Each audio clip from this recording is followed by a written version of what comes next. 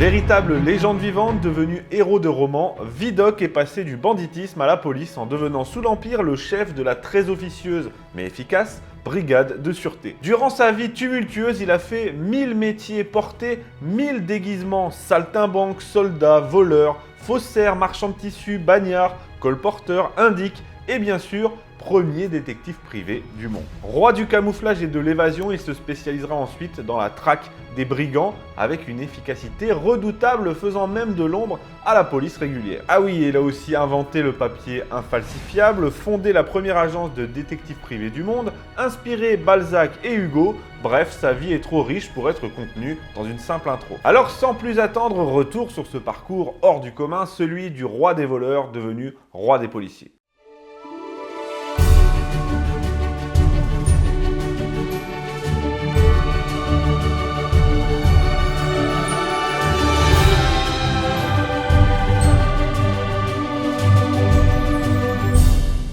L'histoire de notre ami Vidocq est aussi palpitante que rocambolesque et c'est ce qui fait son charme. Mais ce qui lui donne un côté particulier à l'histoire comme au personnage, c'est qu'on ne peut pas vraiment savoir de quel côté il se situe. Vidocq est-il un génie, rusé et hors du commun ou un simple brigand opportuniste comme pourrait l'être n'importe quel homme politique d'aujourd'hui? Je vais vous répondre en fin de vidéo, mais avant cela, laissez-moi vous conter son histoire palpitante qui a inspiré aussi bien la littérature que le cinéma. Eugène François Vidocq naît en 1775 à Arras et très vite, ce fils de boulanger révèle son caractère incorrigible. On a Elliot Ness qui est surnommé l'incorruptible, et bien pour Vidocq c'est plutôt l'incorrigible. Il passe son temps à se battre, à larciner et commettre divers méfaits. À 13 ans, il va jusqu'à voler des couverts en argent à sa propre famille, si bien que son père l'envoie en maison d'arrêt pour jeunes délinquants. Mais à sa sortie, Vidocq n'est pas calmé pour autant, il poursuit sa jeunesse de brigand.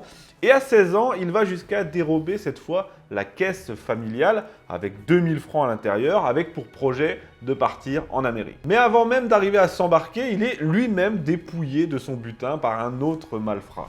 Alors cette fois, c'est à l'armée que son père l'envoie, bien décidé à mater par l'ordre militaire ce tempérament fougueux. C'est ainsi qu'il entre au régiment des Bourbons en 1791. Il est très doué à l'épée et il participe d'ailleurs à la bataille de Valmy ainsi qu'à celle de Jemmapes. Mais l'aventure ne durera pas longtemps puisqu'il est vite renvoyé de l'armée parce qu'il n'arrêtait pas de se battre en duel. Vous voyez que ça part plutôt mal, franchement, à la place de son père, j'aurais eu plus aucun espoir et je ne mettrais pas un copec dans son avenir. Et pourtant, il va avoir une vie folle, et c'est ce qui fait tout le charme de Vidocq. Après son exclusion de l'armée, il rejoint cette fois les rangs de l'armée roulante. C'est quoi l'armée roulante? C'est une armée irrégulière composée de renégats, de brigands, de faux soldats qui suivent l'armée régulière dans le but de commettre différents méfaits et exactions. En 1796, il est emprisonné à Lille pour avoir passé à tabac l'amant de sa femme et au cours de son incarcération, il rédige pour un camarade un faux afin de lui permettre de s'évader et c'est pour ce fait qu'il est condamné à 8 ans de travaux forcés au bagne de Brest. Ah, la belle époque où il y avait encore des bagnes en France. Ça me tirerait presque des larmes. C'est à cette occasion que Vidocq est initié à la savate, la boxe française, par Jean Goupil, avant d'être incorporé à la chaîne de Brest. Il tente de s'évader une première fois en forêt de Compiègne, mais ça échoue. Et une deuxième fois à Brest, où cette fois, il se foule les 2 chevilles en tombant du mur d'enceinte. Donc il ne va pas bien loin.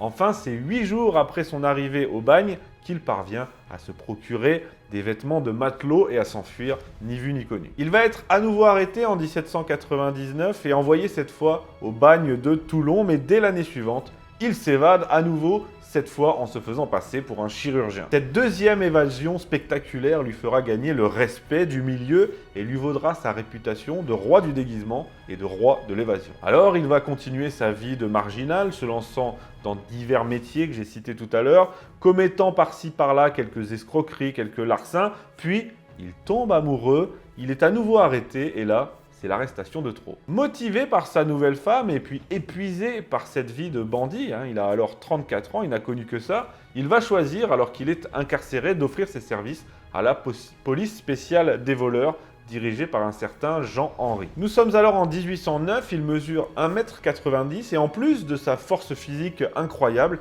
il dégage un charisme impressionnant. Il s'adresse alors à ce Jean-Henri depuis sa prison et lui lance, je cite, « Napoléon conquiert l'Europe, mais son empire est infesté de brigands.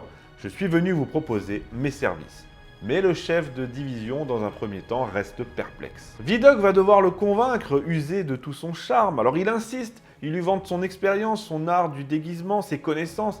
Il lui fait part de ses talents incroyables de physionomiste. Il n'oublie jamais un visage. Il lui dit « Mettez-moi au milieu d'une foule de 1000 individus, je découvrirai un galérien rien qu'à l'odeur. » Finalement, Henri accepte et voilà que Vidocq devient son indique au sein de la prison, dénonçant les mauvais coups en préparation. Et c'est ainsi qu'en 1811, Henri le fait sortir de prison par une fausse évasion, se rendant bien compte qu'il sera plus utile dehors que dedans. On raconte que tout au long de ces années, Vidocq a multiplié depuis 1805 les demandes de grâce à Napoléon, mais l'empereur n'a jamais répondu parce qu'il menait une guerre sans merci face aux brigands. Mais comme sous l'Empire, rien ne se fait sans l'aval du maître, il est très probable que Napoléon lui-même ait validé cette sortie de prison précipitée. Voilà donc Vidocq toujours pas gracié pour ses crimes précédents, mais libre, et en cette année 1811, on lui confie une équipe avec un statut officieux, à la limite de la légalité, avec pour but de combattre le crime et de traquer les voleurs. C'est la fameuse brigade de sûreté. À sa tête, Vidocq va faire des merveilles. Il engage d'anciens forçats, des renégats, une équipe de brigands passés de l'autre côté, et les résultats ne se font pas attendre. Plus de 800 arrestations rien qu'en 1813, soit 3 fois plus que la police traditionnelle. Sans relâche, avec ses méthodes bien à lui, c'est-à-dire l'infiltration, le déguisement et la savate aussi, bien sûr, parce qu'il forme ses hommes à la boxe française, histoire de casser quelques bouches au passage, il va jusqu'à faire de l'ombre à la police. Il est évidemment détesté dans le milieu, il est vu comme un traître infâme, mais il est aussi très controversé au sein des institutions. On dénonce souvent son passé, ses méthodes à la limite du légal, ses délits parfois qu'il monte de toutes pièces, qu'il fait monter de toutes pièces par sa propre brigade, mais les résultats sont là. On estime à 16 000 le nombre total de ces arrestations. La brigade, financée sur fonds secrets, est si utile pour infiltrer le milieu et mettre les malfrats sous les verrous qu'elle survit à la chute de l'Empire, et c'est finalement Louis XVIII qui, en 1818, accordera à Vidocq la grâce qu'il désirait tant. Il va dès lors mener une vie mondaine, fréquenter les dîners, raconter ses histoires rocambolesques à la haute société et fréquenter les écrivains aussi qui s'inspireront largement de lui pour certains de leurs personnages. Ainsi, Vidocq est-il derrière le Jean Valjean de Hugo ou encore derrière le Jean Vautrin de Balzac. En 1827, sa brigade commence à devenir embarrassante pour le pouvoir royal. Il démissionne et se retire à Saint-Mandé où il ouvre une usine de papier. Dans cette usine, où il n'embauche que d'anciens forçats afin d'aider à leur réinsertion, il invente tout bonnement le papier infalsifiable. Ainsi, il aura une fois de plus été utile, comme à la tête de la sûreté.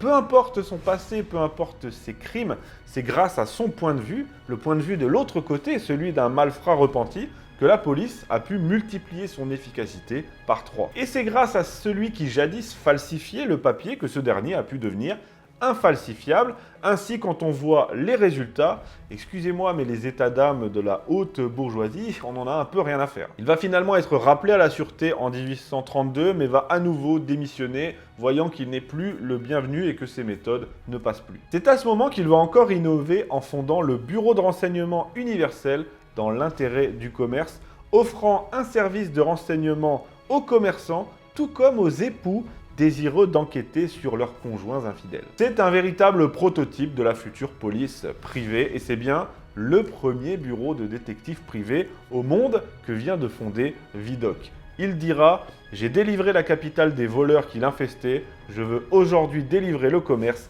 des escrocs qui le dévalisent. » Et il rencontrera un grand succès, plus de 20 000 clients, nous dit-il, et il s'adonnera en parallèle à l'écriture de ses mémoires et quelques autres ouvrages qui inspireront pour des décennies toute la littérature de son temps. De son temps comme d'une autre, pas plus tard qu'en 2018 est sorti le film L'Empereur de Paris avec Vincent Cassel, que je vous recommande et qui retrace la vie de Vidocq. Il prendra ensuite une retraite bien méritée et mourra en 1857 sous le Second Empire du choléra à l'âge de 81 ans. Ainsi fut la vie tumultueuse et rocambolesque de l'incroyable Vidocq, passé du crime à la police, passé de brigand au statut de chef de la sûreté, chef d'entreprise et premier détective privé du monde. C'est un peu une sorte de Jack Merrin de l'évasion ou une sorte d'Arsène Lupin, mais sans le côté gentleman. Quant à savoir où se situe Vidocq, qu'est-ce qu'il faut en penser?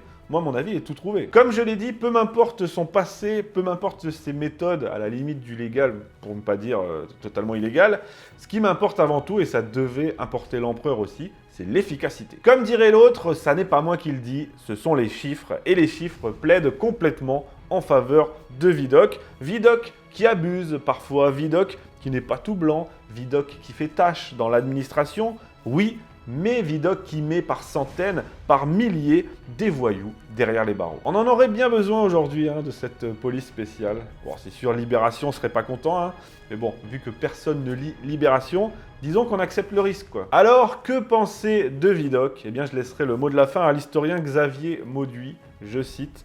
Il n'est ni l'horrible malfrat, ni le respectable représentant de la force publique. Il est un peu des deux. Il est Vidocq. Merci à tous de m'avoir écouté. N'oubliez pas de liker la vidéo, de la partager, de vous abonner à TV Liberté. Je vous propose aussi de me mettre en commentaire des idées de sujets pour les prochains La Petite Histoire. Ça me fera une petite réserve. Et je vous invite aussi à rejoindre ma chaîne Twitch. Je viens d'en créer une parce que j'aimerais faire un peu de streaming sur des jeux historiques. Je pense que ça peut être sympa. Pour l'instant, il n'y a rien, mais abonnez-vous par avance. Ça va venir bientôt. Je vous retrouve mardi prochain pour un nouvel épisode de La Petite Histoire.